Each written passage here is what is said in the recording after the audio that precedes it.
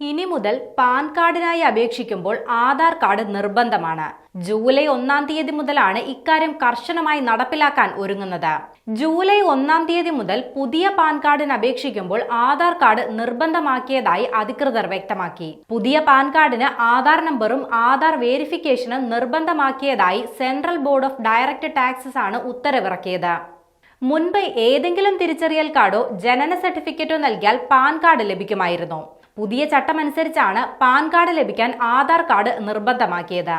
Tax file ചെയ്യുന്നത് കൂടുതൽ സുതാര്യമാക്കുന്നതിനും digital വൽക്കരണം പ്രോത്സാഹിപ്പിക്കുന്നതിന്റെയും കൂടി ഭാഗമായിട്ടാണ് പുതിയ പരിഷ്കാരമെന്ന് വിദഗ്ധർ പറയുന്നുണ്ട്.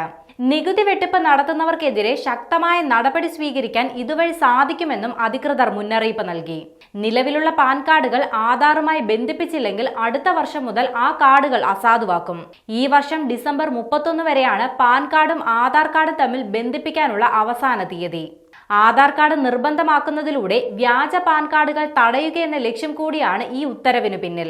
ഒരു വ്യക്തിക്ക് ഒന്നിൽ കൂടുതൽ പാൻ കാർഡുകൾ കൈവശം വെക്കാൻ അനുവാദമില്ല. ഒരാൾക്ക് ഒന്നിൽ കൂടുതൽ പാൻ കാർഡുകൾ ഉണ്ടെന്ന് കണ്ടെത്തിയാൽ 10,000 രൂപ പിഴയും ചുമത്താൻ നിയമമുണ്ട്.